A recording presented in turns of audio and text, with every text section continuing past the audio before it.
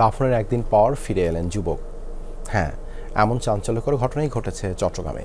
নিখোঁজের পর খালে পাওয়া এক যুবকের মরদেহ নিজের ছেলে শনাক্ত করে ভোলায় নিয়ে দাফন করেন বাবা।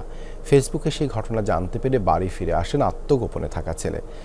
তাহলে চট্টগ্রাম থেকে ভোলায় নিয়ে দাফন করা ওই যুবককে রহস্যের জট খোলার চেষ্টা করছে পুলিশ, পিবিআই।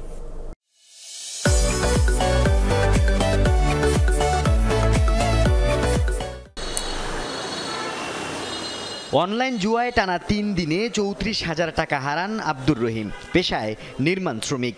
ধারের টাকায় পরিশোধ করেছেন সেই অর্থ। পরে দেনা পরিশোধের চাপে আত্মগোপনে চলে যান এই যুবক। বন্ধ করে রাখেন নিজের মোবাইল ফোনটিও। হঠাৎ করেই ছেলে নিখোঁজ। দুদিন পর গত ৩ মে রহিমের নিখোঁজের ঘটনায় ডায়েরি করতে থানায় যাচ্ছিলেন বাবা।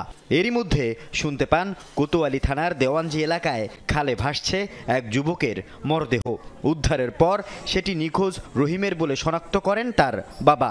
ময়নাতদন্ত শেষে সেই মরদেহ ৫ মে গ্রামের বাড়ি ভোলার লালমোহন নিয়ে দাফনও করেন তারা। ৬ তারিখ রহিম মোবাইল অন করে ফেসবুকে দেখতে পান তাকে দাফন করেছে তার পরিবার। সঙ্গে সঙ্গেই ফোন করে বাবাকে জানান তিনি বেঁচে আছেন। টাকার জন্য আত্মগোপনে ছিলেন। ১ তারিখে রাত্র ১০টা বা ১১টার দিকে আমি ফোন বন্ধ করছিলাম। আমি ৬ তারিখে ৯টা বাজে, দিনের ৯টা বাজে ফোন ওপেন করছি। তারপরে ফেসবুকে ঢুকছি, মতো দেখতেছি যে আমার লাশ দাফন দিচ্ছে, কিন্তু ওইটা তো আমি না, আমি তো জীবিত আছি। তারপর আমি বাড়িতে ফোন দিছি, আব্বুর সাথে কথা বললাম। রহিমের বাবার দাবি, ভেসে ওঠা মরদেহের শরীরের বিভিন্ন অংশের সাথে মিল রয়েছে তার ছেলে রহিমের, এমনকি দাগও। তাই ছেলে বলেই শনাক্ত করেছিলেন। গলা যে দাগ আছে, ওই দাগ ঢোকাইছি, আর পেটে একটা রড উঠতেন, 2 তলাতেন করে রড গাছে, ওই রডটা খুললে পরে চিকিৎসা করে ওই জায়গাটা শুকিয়েছে, একটা দাগ রয়ে গেছে সামান্য সাদা। ওই দাগটা দিকে আমি চিহ্ন দিছি, দিয়ে আমার তো আমি ফরিয়েছি তারা পুলিশের আমার সরে নিয়ে ওরা যাচাই করে দিয়েছি, ঠিক এই মিলে, তখন আমার দিয়ে দিল আর কি লাশ। হঠাৎ করে মৃত ব্যক্তি ফিরে আসা এবং দাফন করা যুবকের পরিচয় নিয়ে চট্টগ্রাম ও ভোলায় শুরু হয়েছে চাঞ্চল্য।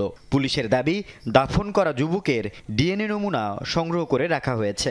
পরিচয় শনাক্তে থানার পাশাপাশি কাজ করছে পিবিআই। দাফন করছে ভোলায়, বাট আমাদের ফর্মালিটি সব করছি আমরা। পোস্টমর্টম করছি, ডিএনএ স্যাম্পল রাখা আছে, অল এভরিথিং, পেপার, পত্রিকায় এবং ফেসবুকে সব জায়গায় এটা দেওয়া আছে আইডেন্টিফাই করার জন্য। আবার পিবিআই, সিআইডি, ফিঙ্গারপ্রিন্টের মাধ্যমে আমরা ডেড বডি শনাক্তের চেষ্টা করছি। দাফন হওয়া যুবকের পরিচয় সন্ধানে দেশের প্রতিটি থানায় এরই মধ্যে বার্তা পাঠিয়েছে পুলিশ। আল আমিন শিকদার, যমুনা নিউজ, চট্টগ্রাম।